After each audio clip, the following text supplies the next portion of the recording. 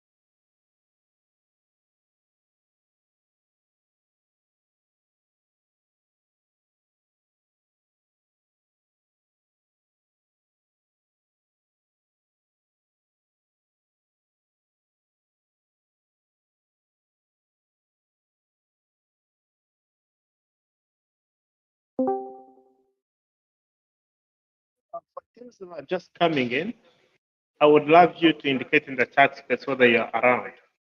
Tabitha, you've been here. Kindly indicate. Victor, kindly indicate in the chat space whether you are using the same phone or tablet or computer with your other speaker.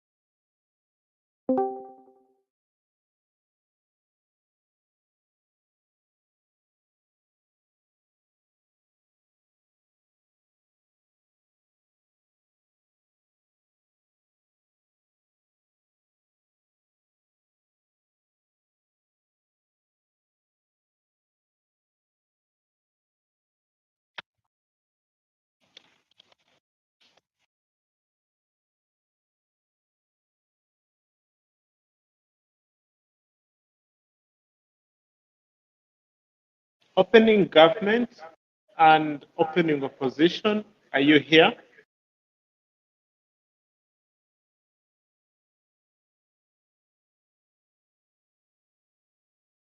Opening opposition is here.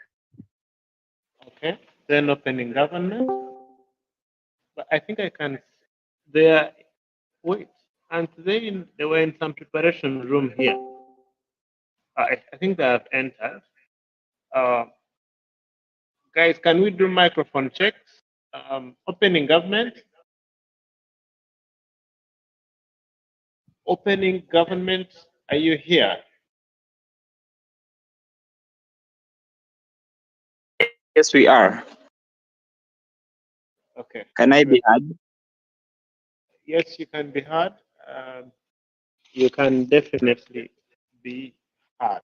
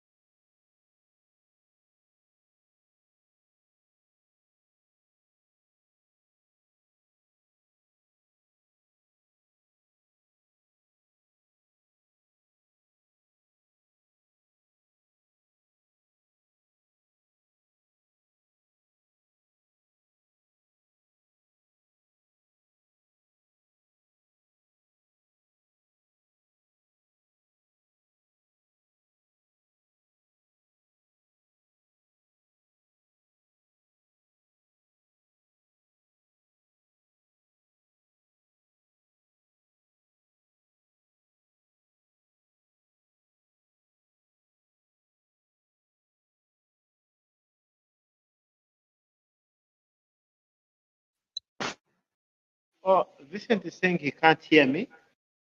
Vincent, you can't hear me? I have also started hearing you right now. Oh, sure, guys. I'm sorry. I think I was using headset and that was getting you as well. Okay.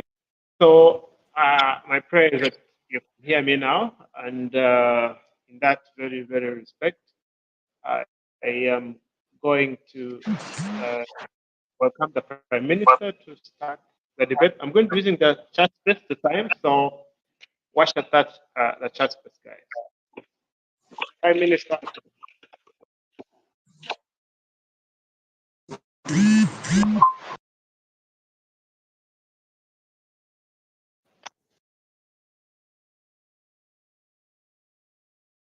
Prime Minister, it's your time.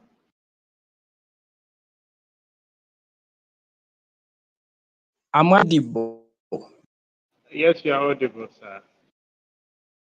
So at the point where I break, please indicate it in the text space because in my area it is raining. So guys, I wouldn't entertain anyone who wants to ask me a POI unmuting. Please put it in the text space. With that said, you can please start my timer. Pano. This house supports Mission Hakuna Mchezo. Pano. All motions that always bring in why then government has to necessarily force citizens to do something, they always want to achieve two things. One, the end goal is one, to maintain the size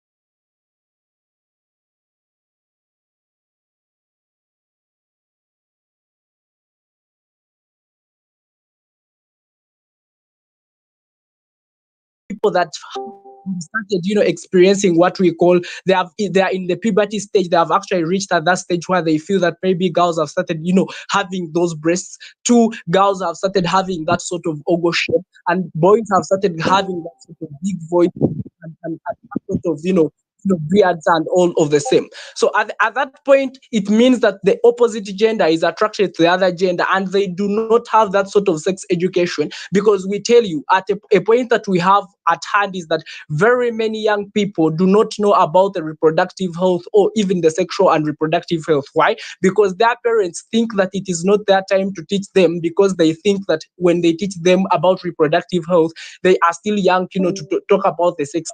So we think now it is then justified for us to now focus on those young people because they have started, going in those adolescent stages, which means that they are highly attracted to the other side when they do not necessarily know the information about how then they're actually going to die.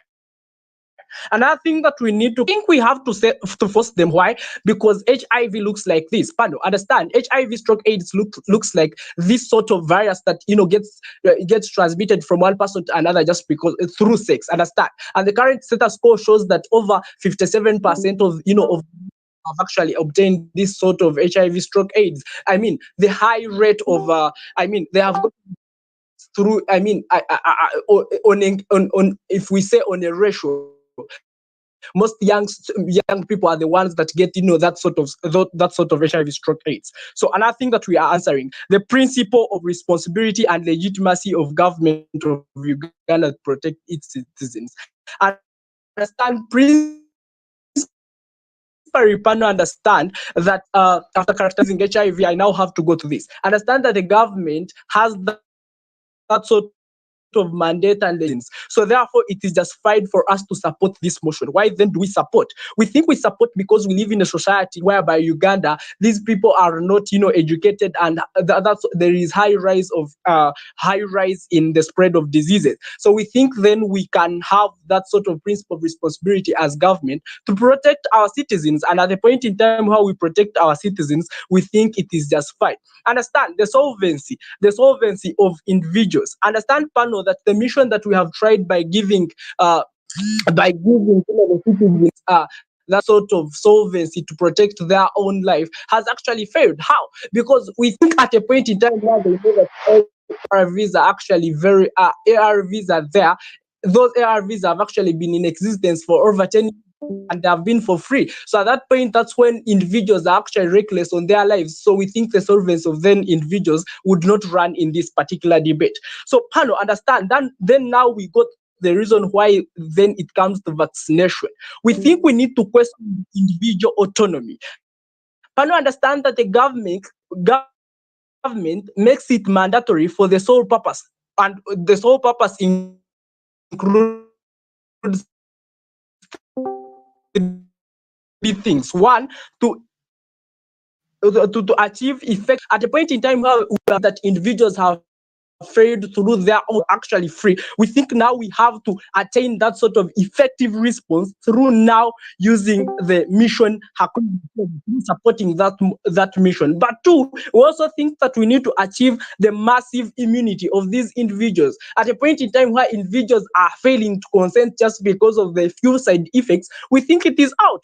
Why? Because we have seen all vaccines always have side effects, but that has not necessarily made individuals not to live even when these vaccines or even when these viruses have come and go.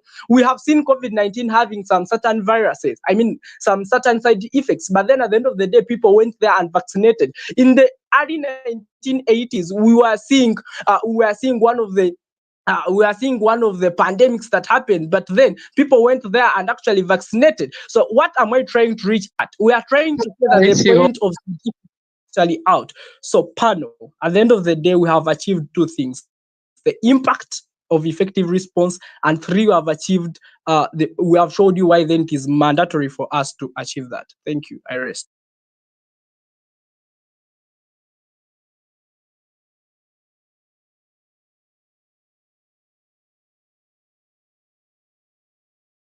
All right. Thank you, PM, for that speech. Let's have the leader of opposition to start our opposition case. I'm ready when you are.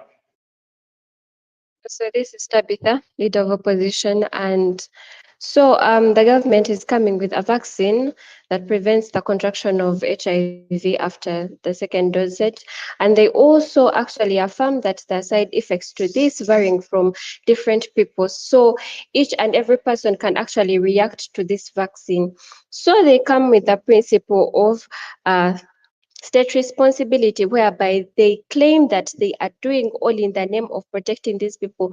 But we as the opposition, we are refusing this. Why? Because there is no good if the vaccine is going to be having so many side effects on these people, and they're going to be risking the right to life of these people, whereby most of these people might actually end up dying. The government is also acknowledging the fact that they do not know from who to who how these people are going to be reacting to this vaccine. So basically, they are just taking a chance on their citizens, and they are risking their lives only in the name of bringing this vaccine that these people are actually refusing. Now, they are also taking this mandate, trying to say that it is their responsibility to protect these people. But ladies and gentlemen, we would like to point out that power belongs to the people and shall be exercised according to their will. If they do not want this vaccine, you cannot force them on it. You cannot force this vaccine on them. Forcefully rolling out and administering this vaccine to secondary school children and university students is barbaric and inhuman in nature, because you're basically forcing someone to take in something that you have not even expounded and you have not even explained to them or sensitized them about. And ladies and gentlemen, also like to inform these people that adolescence does not necessarily begin in secondary schools or in the university stages.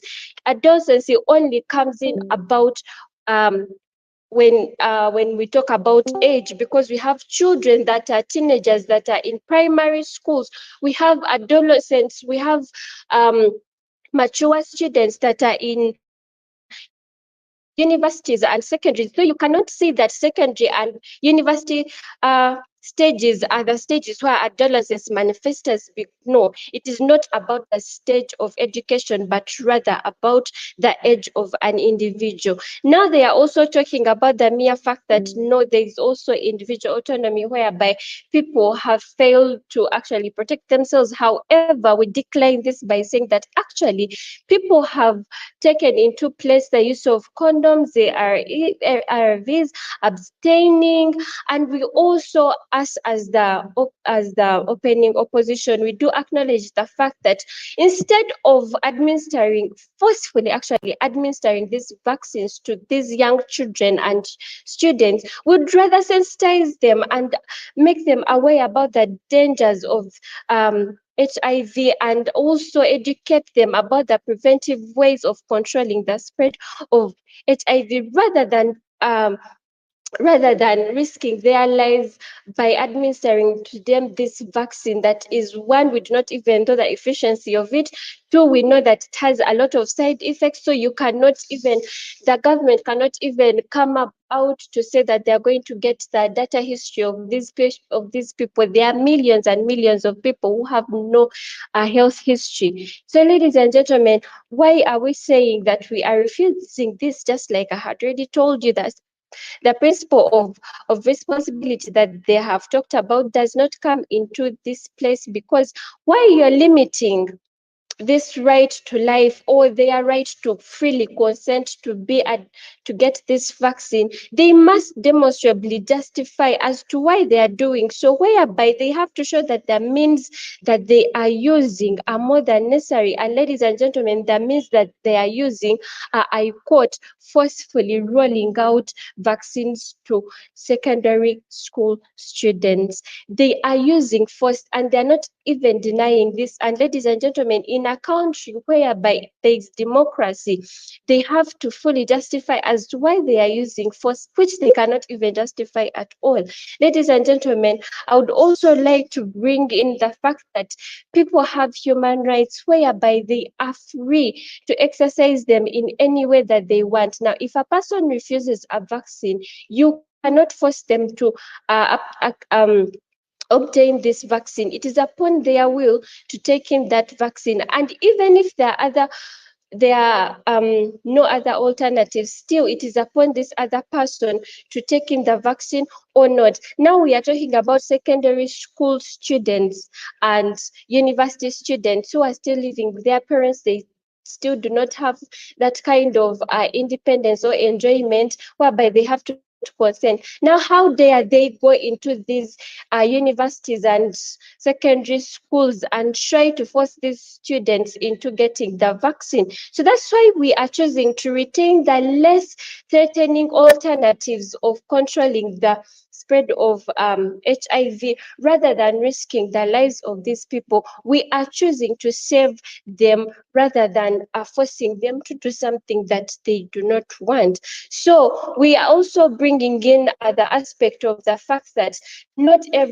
all the youth that they are claiming are in school. There is a very high percentage of children who are not in school, who are on the streets, who are in the villages, who are sitting at home, who are not, haven't gotten an education up to the secondary school level or the university school level. Now, should we say that they are going to leave out all these people who are outside and only focus on these lesser people who are in university and who are in secondary? So that's why we are saying, us as opening opposition, that we do not koka or kotu to the policies that they are bringing about, or forcing these people to accept their vaccines that are not even efficient at all. But we are choosing rather to retain the less threatening alternatives, that, just like I had already talked about, we are choosing to retain the use of condoms, abstinence, ARVs, and we are also choosing to enhance and force the mass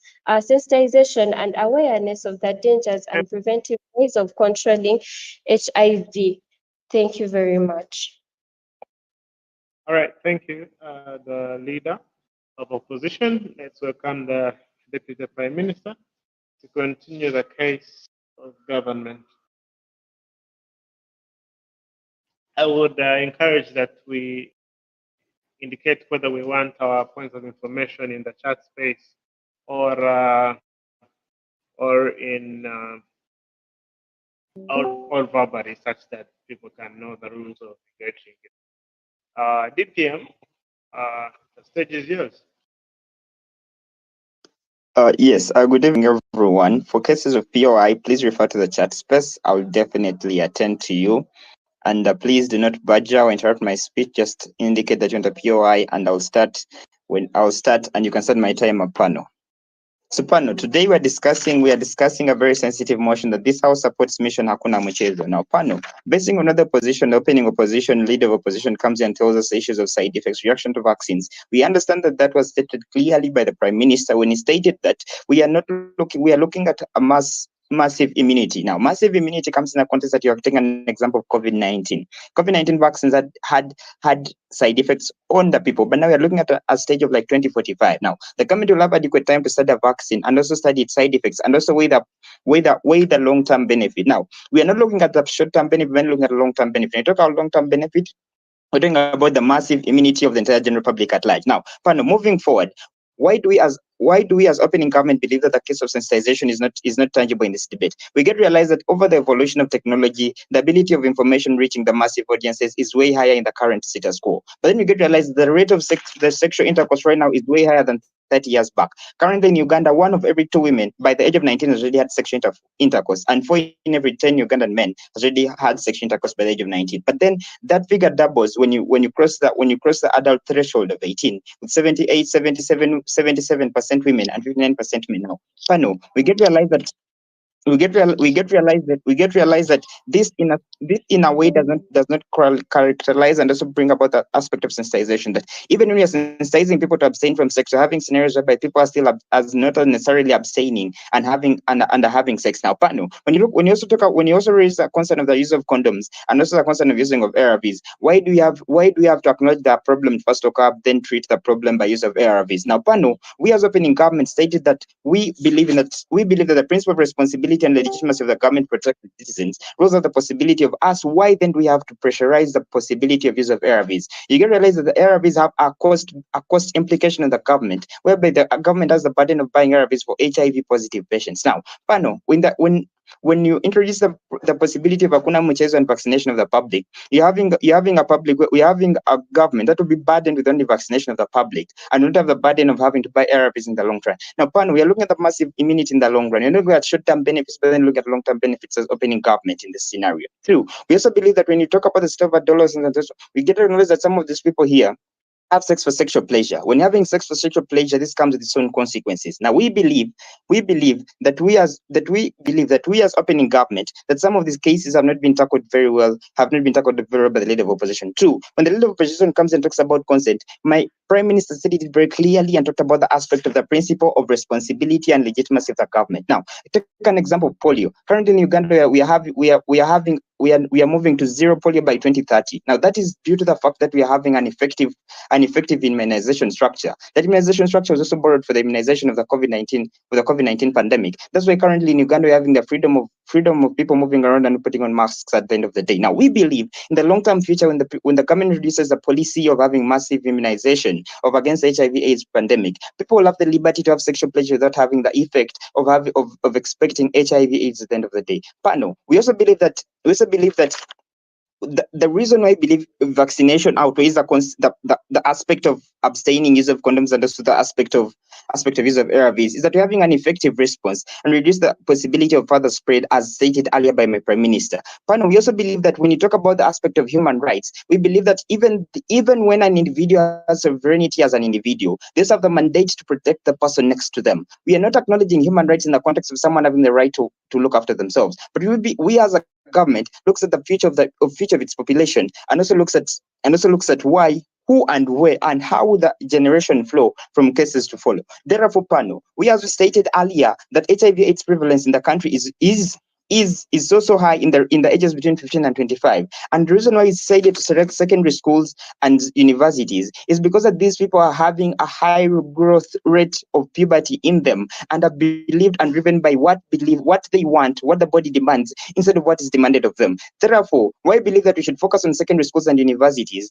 and not other communities out there is because that these are already structured places that you can have effective immunization and vaccination, and can be used effectively to give the government an instead view and an overview of what will happen in the general public. Now, two, why does also leader of opposition come here and tell us the people in the people outside there? Now, finally, we get to realize that the current enrollment of secondary school students in Uganda is at 51% from 99% in primary school. Now, we acknowledge that the number of 51% is a very huge sample space for you to start on, and also that 19% enrollment in universities annually gives us a huge and sustainable sample space for you as a government to carry out this immunization effectively and generate sustainable results in the end of the day. Now, we believe that when the government achieves a certain percentage of immunization in the country, that we shall have a sustainable, well-protected, and an HIV-free generation in the future. Now, panel, for clarity, I want to clarify that we as opening government have said it and stated it clearly here and again, that we believe that we shall immunize this for three key reasons. One, effective response, because the fact that immunization has an effective response as compared to treatment, as you can see the scenario of COVID-19, that right now after the immunization in COVID-19, we're having a more effective response as compared to when we're just treating symptoms over before. Now, two, massive immunization has the effect of having a larger impact and having a larger influence as compared to ARVs. Now, this is because of the people who can access some of these contraceptives and ARVs and cannot easily attain some of these things. Therefore, we believe that massive immunization is going to be killing two birds with one stone. It's going to be more cost cutting as compared to having the continued supply of ARVs to patients. Now, three, the reduce of possibility of further spread as stated by my Prime Minister. The possibility of further spread is ruled out when you're having continuous vaccination. And for clarity, panel, we did not say that you're having two doses. The format of vaccination will be dependent on what will be beneficial in the medical sector. But we believe that the reduce of the possibility of further spread, as stated by Prime Minister, is that when we rule out COVID-19, when we rule out HIV by vaccinating the current population in 2045, 10 years from then, we shall have an HIV-free generation. If the immunization structure followed is like the structure followed in polio, that by 2030 we shall be having a zero polio-free community. And we also acknowledge that the COVID-19 is a very good backbone for us to realize that immunization is effective and gives us an effective response, and massive immunization will reduce the possibility of further spread. Therefore, we believe that immunization rules out the possibility of immunization. As I stated earlier, sensitization is not a tangible and well-stated case by the leader of opposition come and tell us about sensitization. Because in the current digital world we have right now, with the ability of information to reach the general masses, we have still failed to achieve the high rates of abstinence. But we're still having very many people having sexual intercourse, as I stated earlier in my statistics very clearly. We also believe that sensitization has not done the effective part, but we believe that when we carry out immunization, we are going to have a society that is going to reduce the possibility of further spread in the near future and massive immunity, and we shall also have an effective response. I beg to rest my case. Thank you very much. For your speech, DPM, let's have the deputy leader of opposition.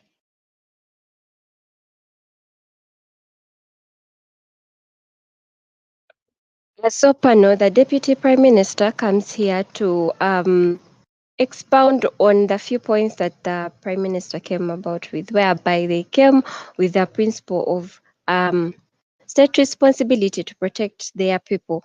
But ladies and gentlemen, just like my leader of opposition had already clarified, that this is only limited by the free will of the people, whereby these people can come in to exercise this state responsibility if the people are willing. And then that's why we are saying that the state responsibility is limited by the principle of consent. If people do not want this vaccine, then you cannot force them, you cannot force it on them.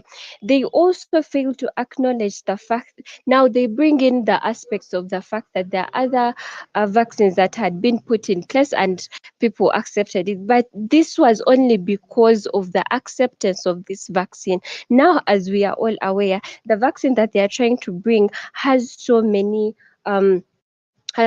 side effects depending on the recipient of the vaccine. However, we are saying that these people are not accepting this vaccine because of these side effects. They do not want to risk their life over the possibility of dying at any time. And that's why we are saying if people by their will are refusing to accept this vaccine, then why force it on them?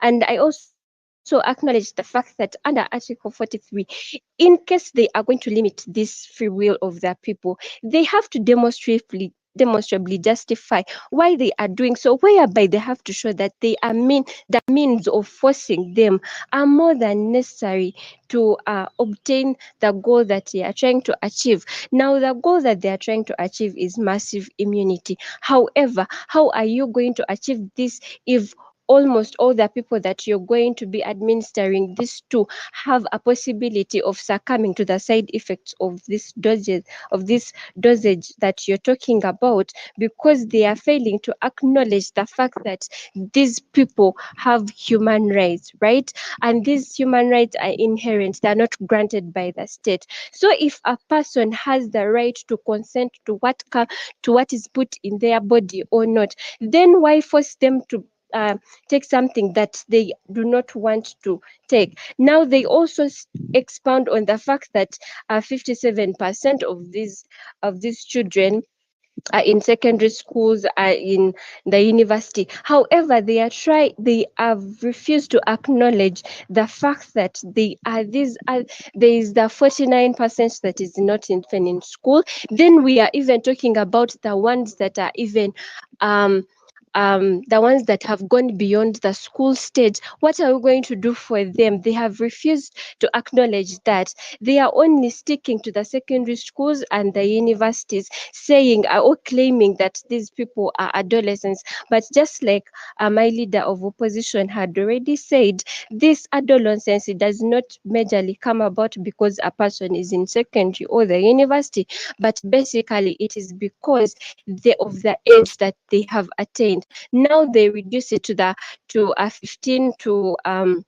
25 years that these people are the adolescents that they are acknowledging. But ladies and gentlemen, just like my leader of opposition had said, there are so many adolescents that are in primary, that are even not in school at all, that are sitting in their villages, on the streets and outside there. They're not schooling at all.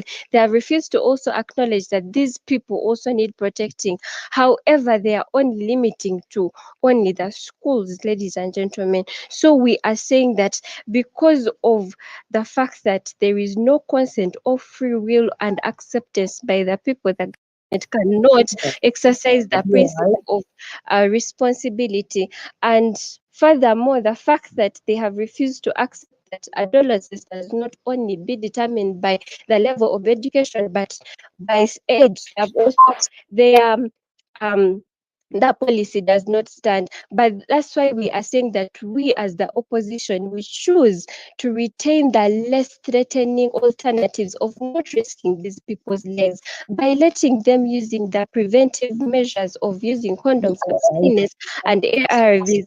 And furthermore, we are also saying that we are going to do more effective massive sensitization and awareness, because we have acknowledged the fact that the status quo right now, they have not centered their attention on sensitizing of these children. Instead, they have put their eyes and ears on other policies of security, of COVID-19 and other things, and they have refused to educate these children. But that's why we are saying that we as the opposition, we are going to choose the less threatening alternatives of massive sensitization, awareness of the dangers of HIV and the preventive ways of controlling this HIV, so that these people still can exercise their free will, still can exercise consent, still they can be protected from the risks of the side effects of the vaccine. Did I hear any POI? Did I hear any POI? Because I'm going to conclude. If not, therefore, ladies and gentlemen, that's why we are saying, as us as the opening government, we are choosing to protect the lives of the people. We are choosing to, yes. Yes, We are I cannot hear you, this please. is the support motion. We are saying as Hello? government, this is a support motion. That is not a question, so let me continue. So, as I was concluding, we are choosing the less threatening alternatives rather than forcing the people to take in a vaccine that has massive side effects on them, which can even risk their lives to a point of them dying, but rather choose to take the less threatening alternatives so that we can uphold their human rights, and at the end of the day, they can be able to exercise their right to consent, to free will, and to democracy. With that, we rest our case.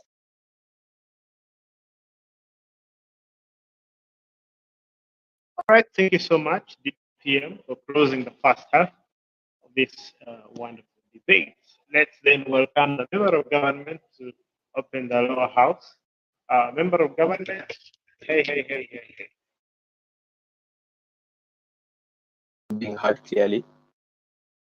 Yeah, I don't know who you are, but yeah, Harold. Okay, yeah, Yes. sure. All right. This house supports Project Hakuna Mchezo. Oh, so panel, this evening, this is what you're going to get from our case aside closing government. Why?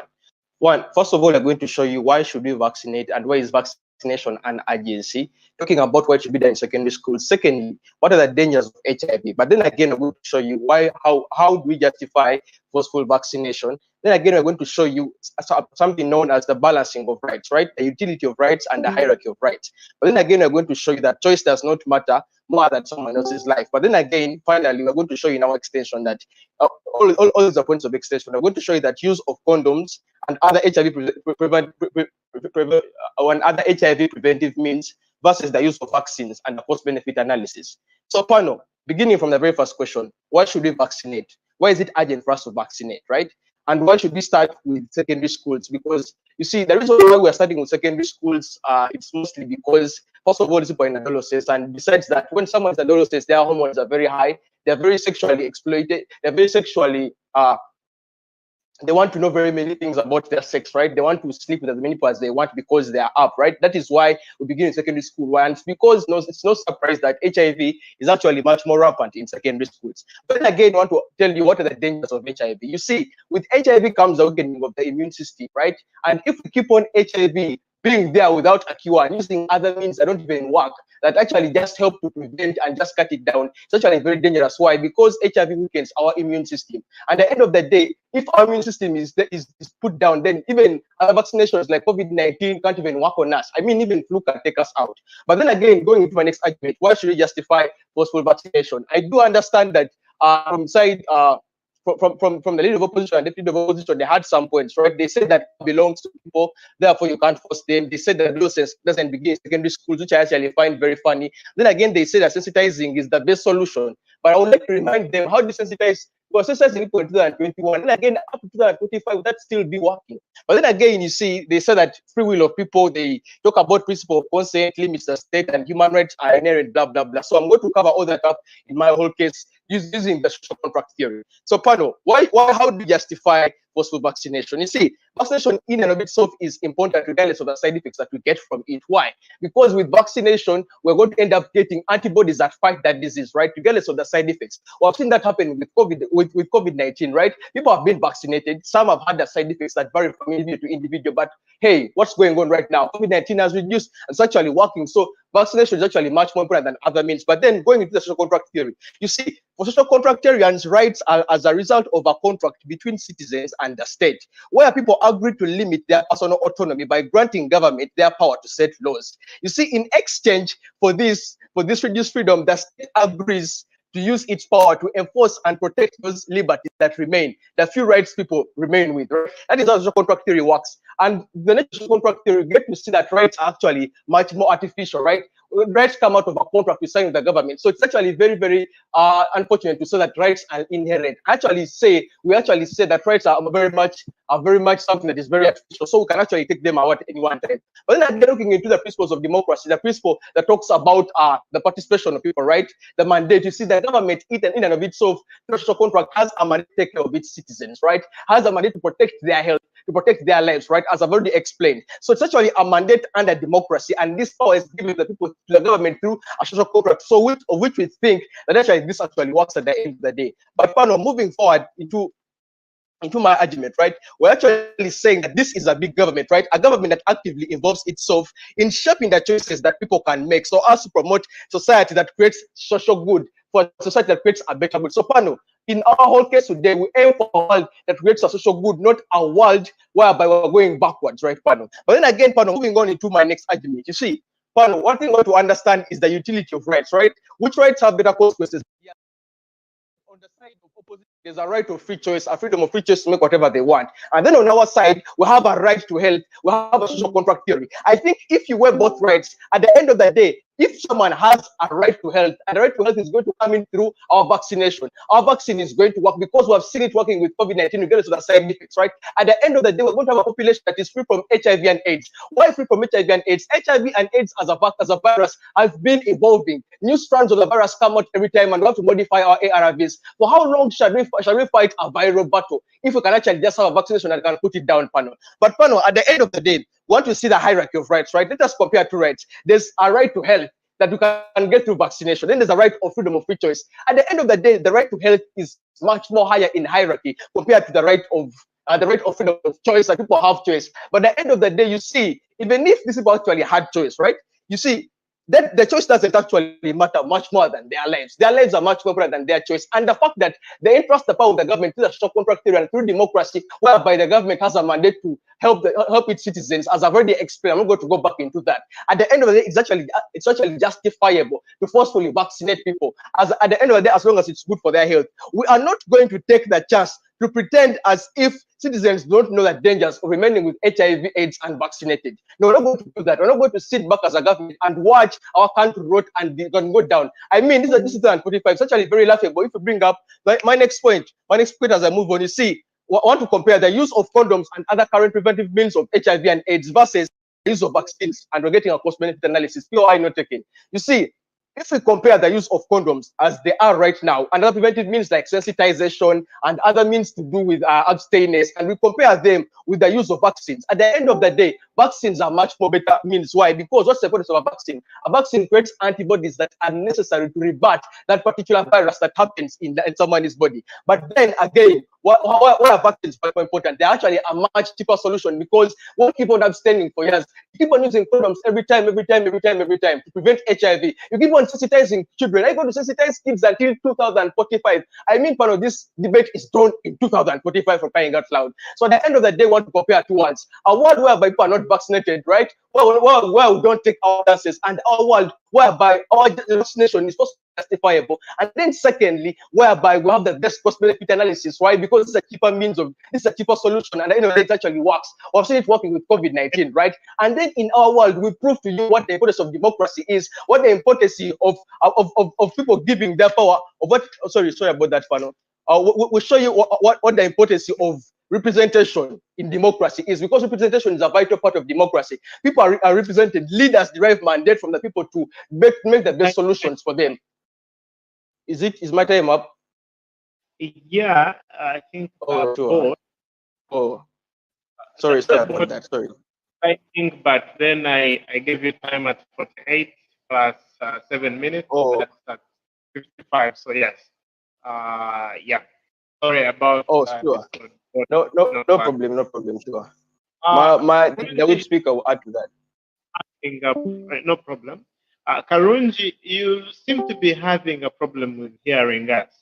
Is that a similar challenge you are having? Because I don't have it. Or does anyone have a similar challenge?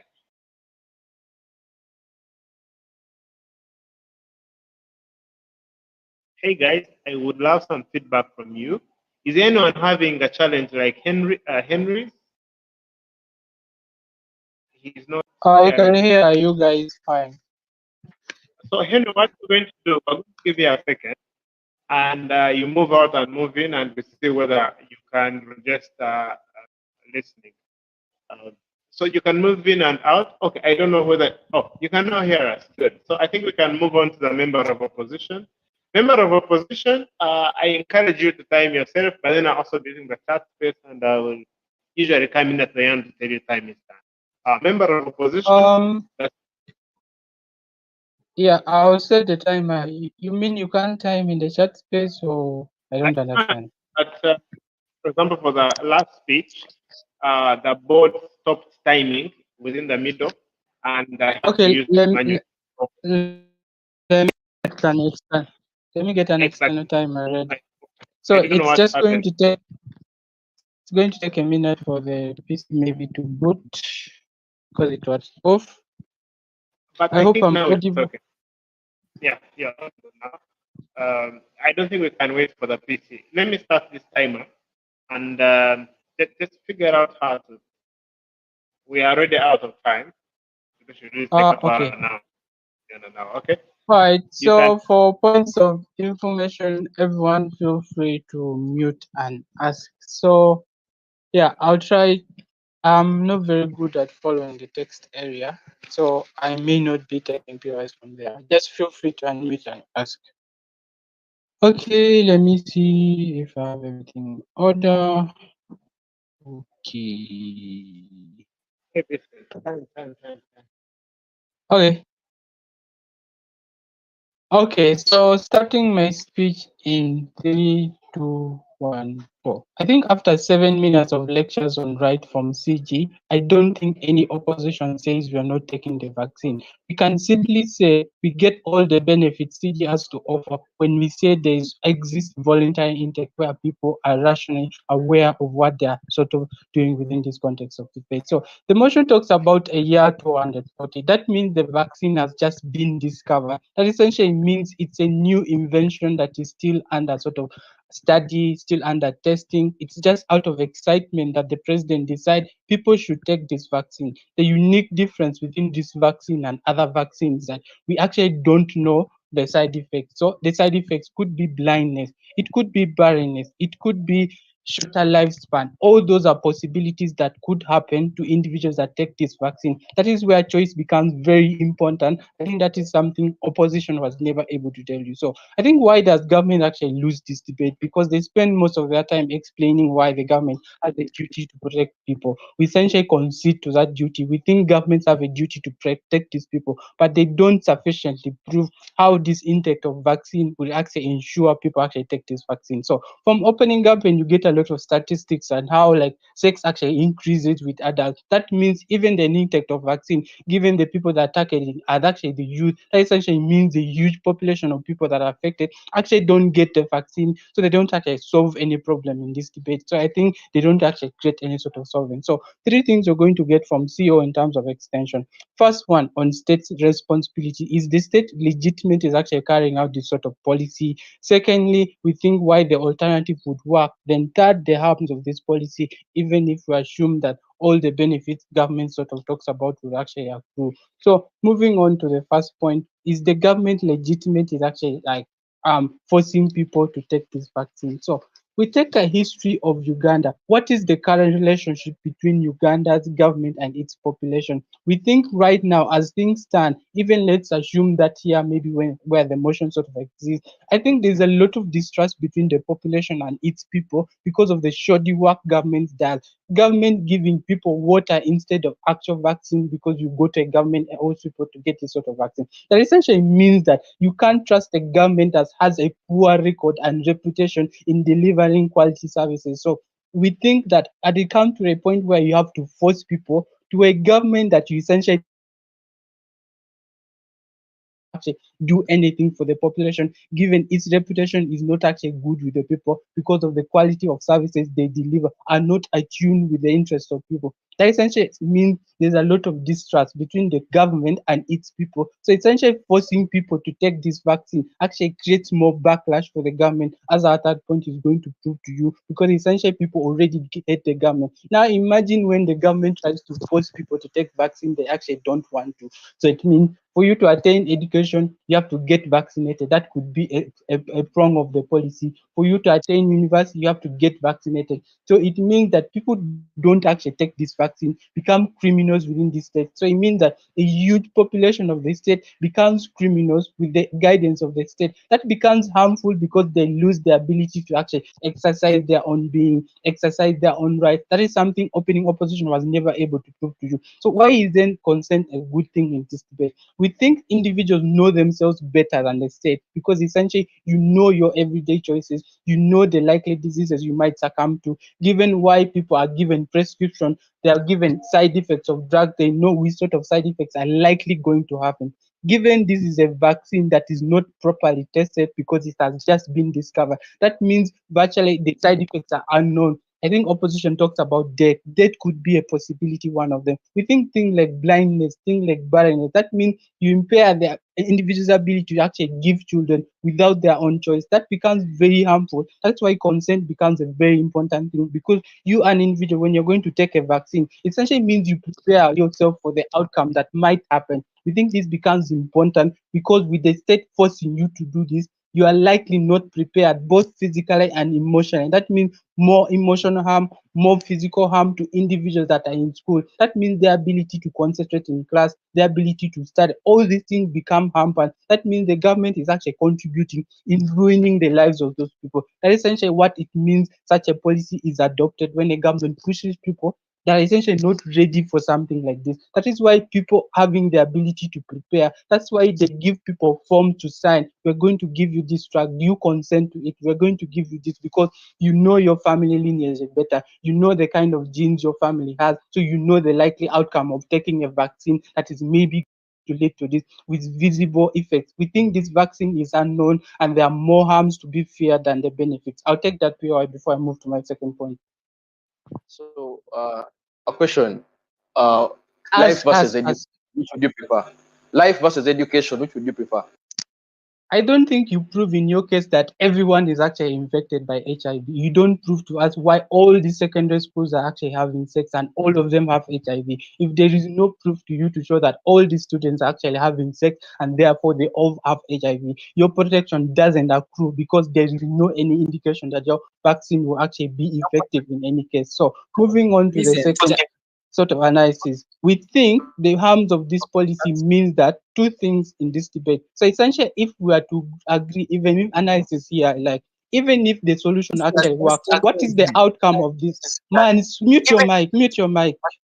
So even if we agree that this policy works, it means that people become less rational, because you now give the people the ability to have more sex. That essentially means more teenage pregnancies and becomes a bigger harm than even the harm of HIV, because HIV, that not everyone has HIV. So more people actually fear like teenage pregnancy, more people fear having HIV, so they don't engage in sex. So essentially this policy, what it does, it removes the fear of HIV.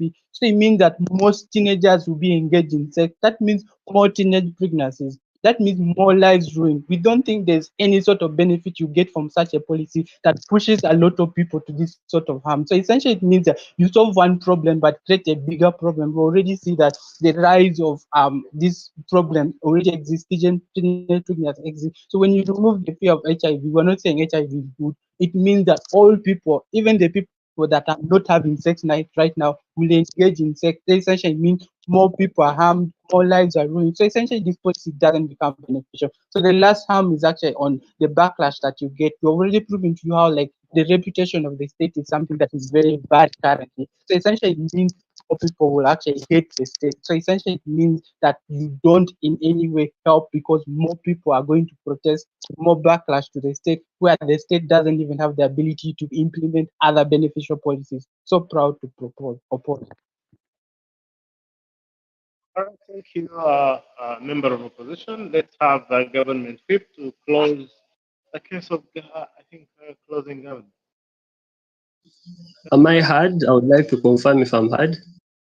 Yes, you are extremely. Thank you. Resolved. This House supports Misson Hakuna Mchezo. Panel. We as closing government have brought up a case on one, the justification of Team Hakuna Mchezo, among others. Panel. Opposition from the first instance of their speech, for the first instance of their speech, they proved to us that HIV is very important in our midst as it prevents us from other challenges. Panel, this resolution or this motion happens in 2045, whereby everything is at a projected increase. How? Panel, we will have a projected increase in the number of students that are in secondary schools. 2, we will have a projected increase on the number of people that are suffering with HIV/AIDS, living with the fact that at the moment over 5 million people are living with HIV/AIDS, and these people have the ability to spread this HIV/AIDS to other people. Panel, HIV/AIDS at the moment in the world where we live in, it has no known cure, and vaccines, as it has been proven by the member of government, are the best and most reliable source of assurance that we have to end this novelty. Panel, we as team closing government, we come up with major arguments. One, we have a problem of a right to life versus a right to consent. Panel, government, as earlier talked about by my member of government, has a mandate to protect the right to life, as it is well enshrined in the Constitution to the novelty of Section 4. And a right to consent. Panel, let us have a rhetoric example. One, you have a child. The child has the consent whether to allow to eat food or to refuse to eat food. When they refuse to eat food, what happens? The child dies of hunger. You as a parent, in this case, we have government. What do? You have to force this child to eat the food so that you save them from hunger. Panel, our argument promotes a consequentialism analytical point of view. What does it mean? The best good of society. Panel, if we roll out vaccination to its full form, as earlier explained by my member of government, we get to end with the novelty of HIV/AIDS that affects 3 million people directly and over 10 million people indirectly. Panel, many people come to argue that this is not a big novelty, but panel, it is a very big problem, as it has been a world pandemic or world epidemic since its inception or since its actual formation, the entire formation of HIV/AIDS. Panel, we have our other argument is majorly based on the fact that we have a right to consent versus a right to life, which I've well explained. Panel, there are very many preventative measures that both opposition governments bring to this debate. First of all, they bring the fact that there is use of condoms and it works, and also as other major uses or other major preventative measures such as sensitizing, abstinence, among others. Panel, from the year 1980 to the year 2045, HIV/AIDS still looms and is still present in the public. These measures, though they have been rolled out in the best ways possible, severe sensitization of the masses has been done, as many non-government organizations, government media, and other medias come in place to put out flyers, to put out campaigns, to the fact that in 2020, the government even serves free condoms and free material that sells from HIV/AIDS. But in 1945, it is still a big challenge. What is there to stop this big challenge from happening? Team closing government brings you the fact that a vaccination helps. How? Vaccines have been proven to end and to be the best alternatives. One, in 2020, the world faced a pandemic, a global pandemic, which was the COVID-19 pandemic.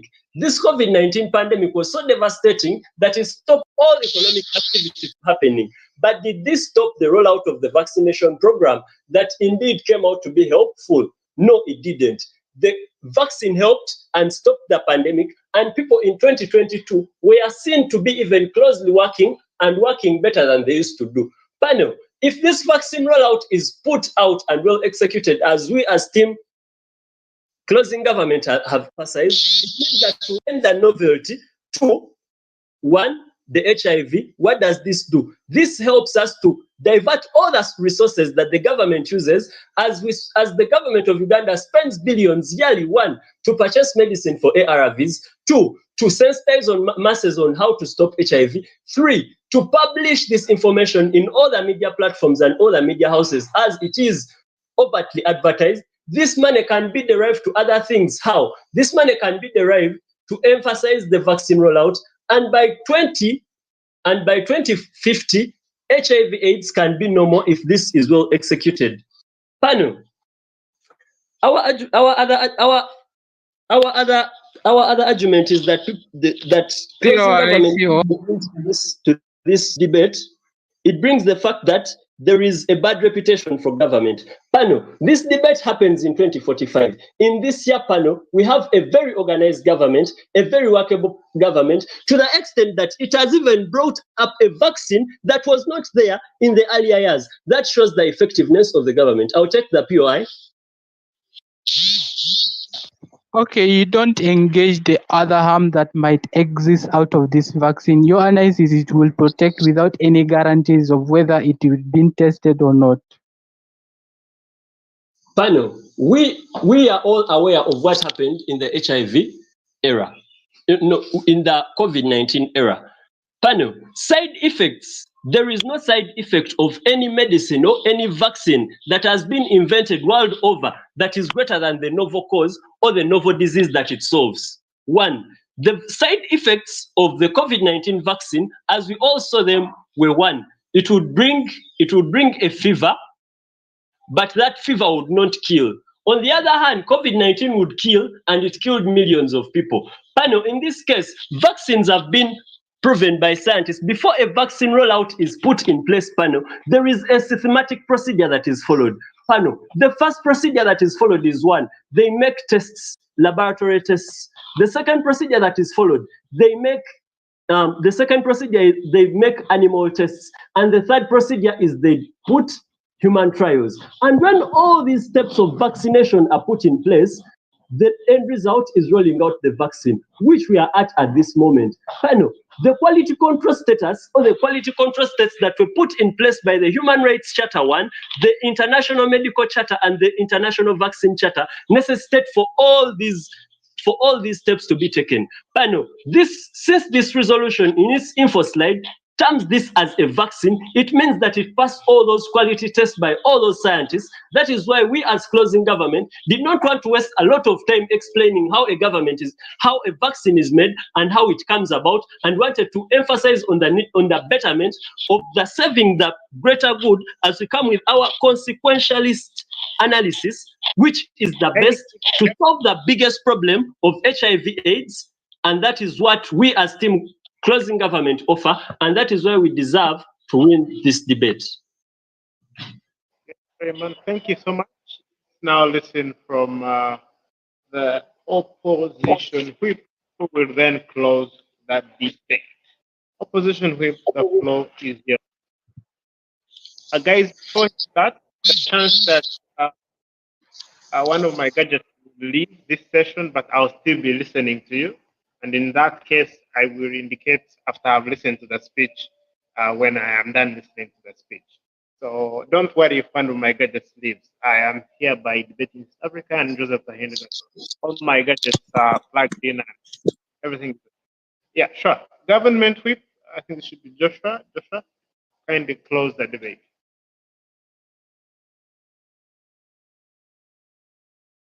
Joshua, can you hear me? It's now your time to close the debate.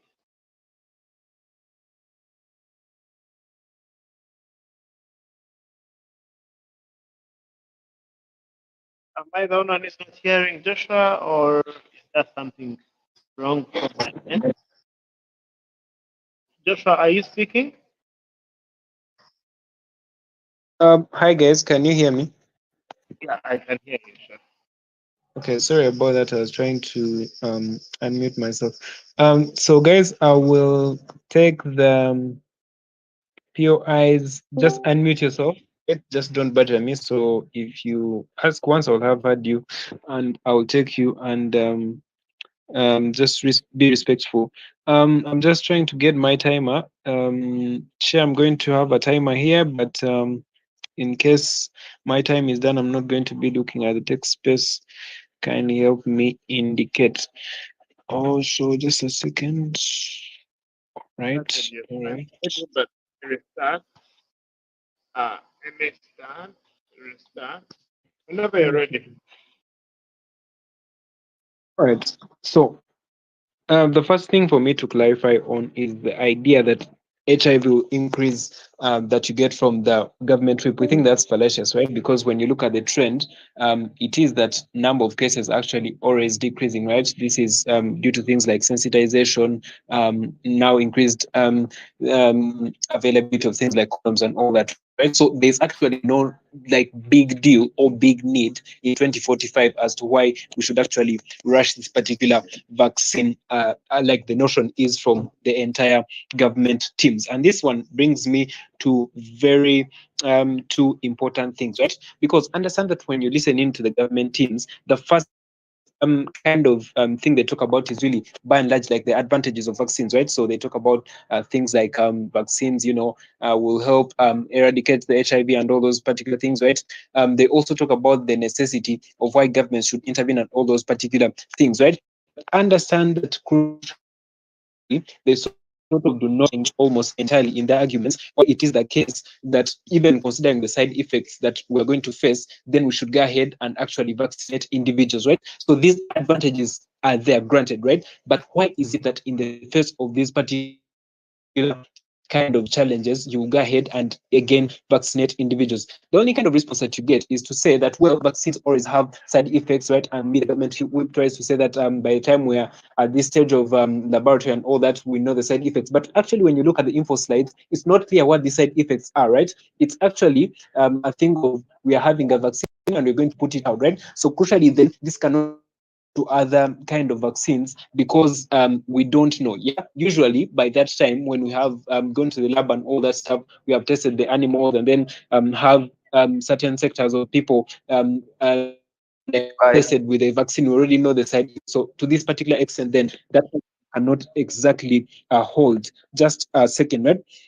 But also then understand the other misconception that you get from the government team. The government teams, both government like opening and close, want to portray this narrative that basically the kind of situation we're looking at it at in the setting is one close. I think crucially that's a fallacy. First of all, as I've already said, there's no like emergency or need for an urgency.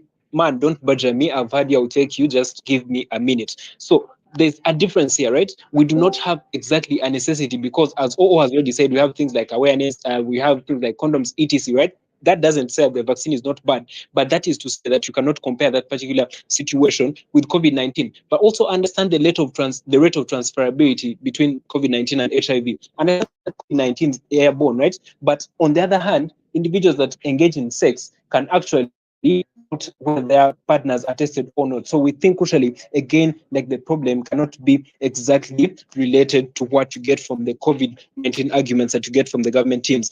It's really, really very essential. And like to talk about specifics, right? So for instance, the government team in the opening talks about why it is the case that we need to have herd immunity and all those particular things. This thing does not apply in this particular situation, right? Like herd immunity is not necessary because understand that this is a sexually transmitted disease and like it's not airborne and like the risk of individuals getting infected is really low, especially if they go ahead and sort of, observe the guidelines that are given by the ministry and all those particular things. That explains why COVID-19, while coming in a recent period, actually infected a lot more people than HIV is doing. I'll take the POI. Okay, so a question. The current trends, the current preventive measures like sensitization, do you believe they will still have trend by 2045? Do you think in the middle of the whip will get tired of being sensitized of HIV? And thus HIV can have a rapid increase as the whip said? Okay, I get you, Harold. Harold. I think that was, your role to prove as to why those particular measures will not exactly work, right? But again, that's like one role, right? But also your second duty was to tell to us why it is important that we face the risk of people dying as opposed, I mean, just because they are having this particular vaccine. To the extent that you do those things, you can't in a POI because that is not my duty. So, what do we bring in this particular house, right? First of all, like Odong already tells you, like we think that the relationship that exists between governments and the states, like I mean, and the people right now is a bad one, right? And that if you have the state trying to sort of adapt this particular measure, it will not help a thing because then we look at it trying to use this other policy and sort of clamp them down. Understand that this is very detrimental because we're looking at a vaccine that is just coming up, right? And we need like moral support, we need all the morale that we can get. To have this vaccine tainted in this particular light is a very bad thing, and we cannot allow it from side opposition, right? Understand that, for instance, people are going to shun away from these particular campaigns by not even wanting to know whether like the government, whatever the government is saying is true or not, but just because they have this whole history of a bad relationship with the government. We think crucially that this is particularly regrettable, and we cannot like have it in this particular debate, right? But again, understand that we think the thing that we don't about is that the impact that you get by bringing about this particular kind of policy, right? Understand. Just a second. I'm losing my notes. Okay, I think that the impact there is that idea that I've already talked about, like points that are unnecessary, right? The fact that you're already needing the morale, right? The solidarity and everything, but we're going to have the mistrust, right? So then let me do a few responses to what you get from the government team. So again, you get some idea like long term, right? Why we should fight for the long term and all that. We don't think that this is necessary, right? Especially if at all we think that in this particular regard, like the short term is better than the long term. Understand that if you're going to target the long term, but then you lose the people by vaccinating them, we think that that's not at all justified. Now, why do we rank our opening, right? Now, our opening tells you about ideas like consent, etc., and tells you why like there's that particular debate between the right to consent and then the right to life. But we tell you panel in this particular debate go further ahead and tells you that this particular idea of consent is not just because it is a right.